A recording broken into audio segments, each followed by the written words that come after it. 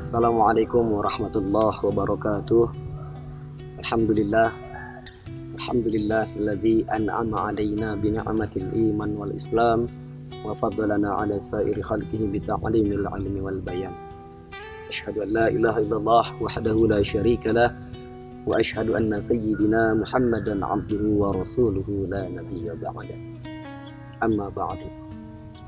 Puji syukur, mari sama-sama kita panjatkan kehadirat Allah Subhanahu wa taala yang mana telah memberikan kita beribu-ribu macam kenikmatan, di antaranya nikmat iman, Islam serta sehat walafiat, sehingga alhamdulillah berkat kudrat iradat serta inayahnya pada sore hari ini saya Al-Fakir bisa kembali lagi untuk memberikan beberapa motivasi kepada sahabat fillah semuanya yang dirahmati Allah Subhanahu wa taala. Insyaallah pada sore hari ini pembahasan kita adalah tentang cinta. Assalamualaikum warahmatullahi wabarakatuh, Pak Ustadz. Waalaikumsalam warahmatullahi wabarakatuh. Saya Bima Andika Putra ingin bertanya, apa sih definisi cinta dalam Islam? Oke, sahabat fillah yang dirahmati Allah Subhanahu wa taala. Berbicara tentang cinta. Cinta ada dua pembagian. Yang pertama ada yang dikatakan makna cinta, yang kedua ada yang dikatakan definisi cinta. Kita kembali pada awal kalimat. Apa yang dinamakan atau yang dimaksud dengan makna cinta? Makna cinta itu sebenarnya sangat luas jangkauannya, sangat luas maknanya. Namun di sini kita berbicara masalah cinta dari sudut pandang Islam. Cinta dalam sudut pandang Islam adalah syai'un la yura wa la yuhassu walakin yumassu fi qalbi. Apa itu artinya? Makna cinta di dalam Islam, syai'un la yura, sesuatu yang tidak dapat dilihat, tidak bisa dilihat. Syai'un la yura wa la yuhassu, dan tidak bisa diraba. Walakin yumasu, namun dapat dirasakan. Di mana? Fi qalbi, di dalam hati. Cinta maknanya sesuatu yang tidak bisa dilihat, tidak bisa diraba, namun bisa dirasakan di dalam hati kita. Ketika rasa mahabbah, rasa cinta kita baik kepada manusia atau makhluk lainnya, itu sudah pasti tidak akan dapat berbentuk, karena memang tidak bisa dilihat. Tidak akan bisa diraba karena memang tidak bisa dipegang, tapi memang bisa dirasakan dan diungkapkan melalui suatu perasaan dan juga fi'liyah. Maka dari itu setelah makna cinta timbullah definisinya. Apa itu definisinya? Definisinya adalah ma la yatafaddu bil lisan wa la yudraku bil ain. Cinta itu bukan hanya mengucapkan dengan kata-kata, tapi membuktikan dengan semua perbuatan. Ketika kita mencintai suatu makhluk, maka sudah pasti rasa cinta yang sejati akan membuktikan dengan pengorbanan, akan membuktikan dengan perjuangan. Layaknya seorang ikhwan dan juga akhwat.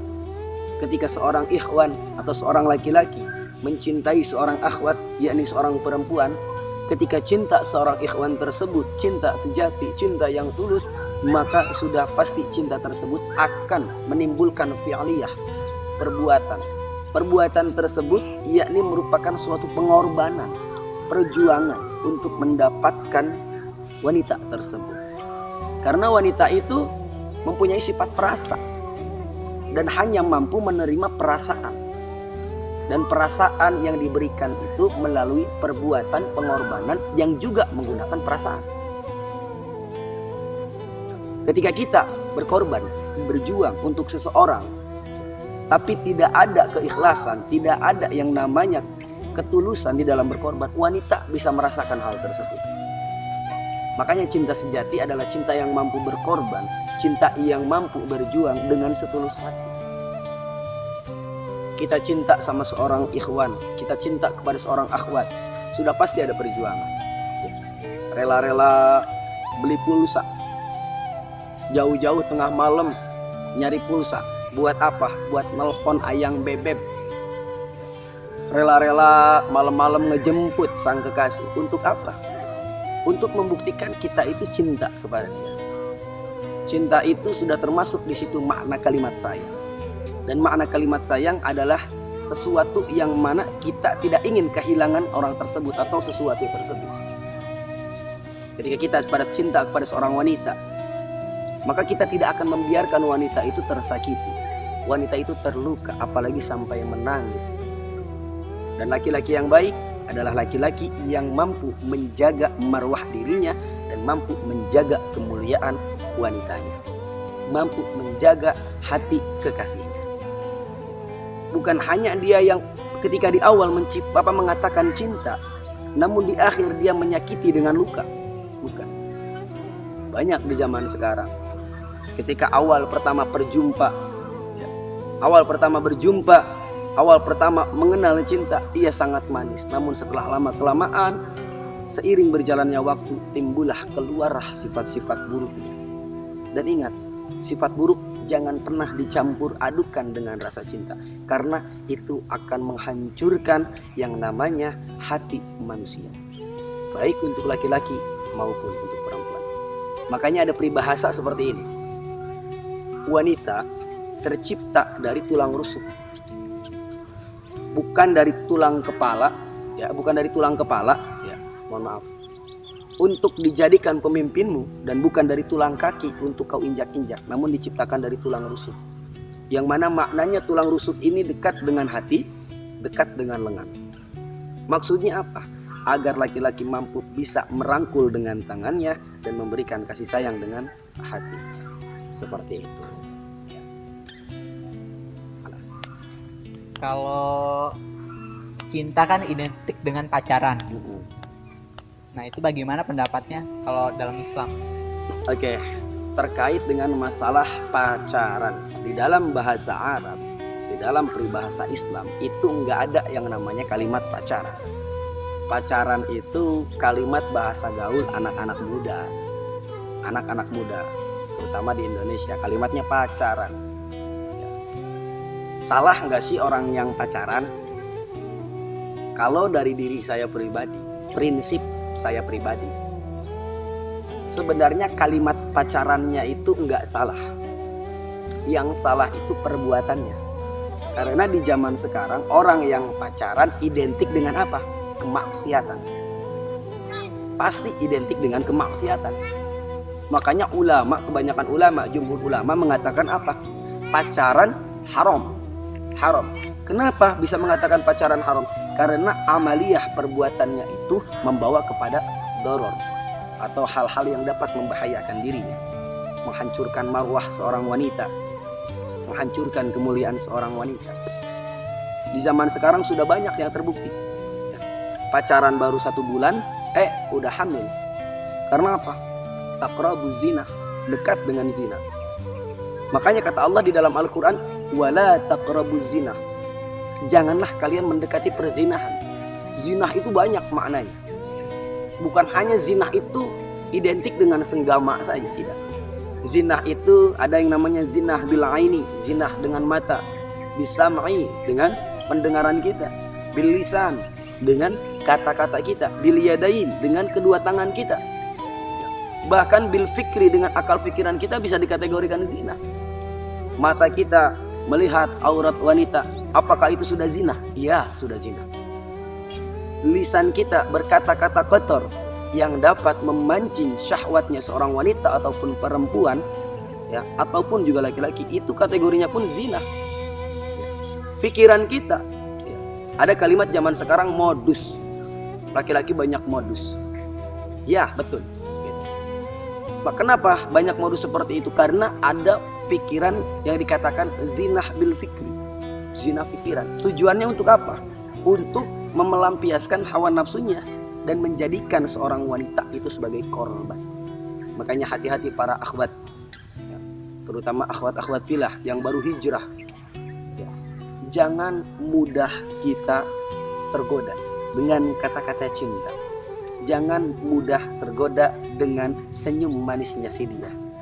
Karena senyum manisnya dia belum tentu hatinya manis. Hatinya yang manis adalah dia yang mampu menjaga kemuliaan. Pacaran di dalam Islam itu dirangkul di dalam satu kalimat. Apa? Ta'aruf. Apa itu ta'aruf? Ta'aruf itu adalah memperkenalkan dua keluarga untuk tujuan ibadah. Apa itu? Nikah. Kalau pacaran, memperkenalkan dua orang antara laki-laki dan perempuan. Itu pacaran. Makanya kalau ada orang pacaran selalu ada kalimatnya itu, mau nggak kamu jadi pacar aku? Mau nggak kamu jadi kekasih aku? Ya. Tapi kalau ta'aruf tidak seperti itu. Maukah engkau menikah denganku? Ketika ada makna kalimat menikah, di situ ada tujuan bukan hanya memperkenalkan antara si laki-laki dan si perempuannya saja, bukan hanya dua orang saja, tapi dua keluarga, antara keluarga si laki-laki dan keluarga si perempuan untuk dijadikan suatu keluarga besar. Ya. Yang tujuan utama adalah ibadah. Karena nikah adalah ibadah. Sudah manusiawi ketika kita mencintai seseorang dan kita mengharapkan balas cintanya orang tersebut, sudah manusiawi. Namun yang jadi pertanyaan, bagaimana cara kita untuk mengontrol rasa cinta kita agar tetap rasa cinta kita itu ada di dalam ridho Allah Subhanahu wa taala. Itu yang paling sulit. Maka dari itu, ketika kita ingin pacaran, alangkah lebih baiknya hindari yang namanya makna pacaran. Bukan saya fanatik dengan yang namanya pacaran.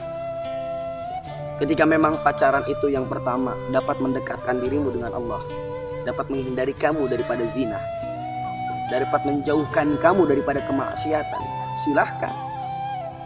Namun ketika kamu tahu bahwasanya pacaran itu banyak dorornya, banyak mudaratnya buat kamu, membawa kamu kepada kemaksiatan, membawa kamu kepada kehancuran, dapat menghilangkan kemuliaan dirimu seorang wanita, maka lebih baik tinggalkan. Karena apa?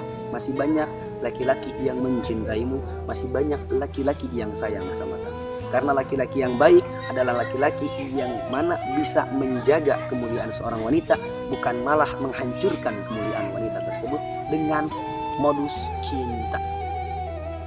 Mungkin itu saja motivasi kita di sore hari ini. Kurang lebihnya mohon maaf apabila ada tutur kata atau ucapan yang salah. Dari saya pribadi, akhirul kalam, wal afwa minkum, assalamualaikum warahmatullahi wabarakatuh.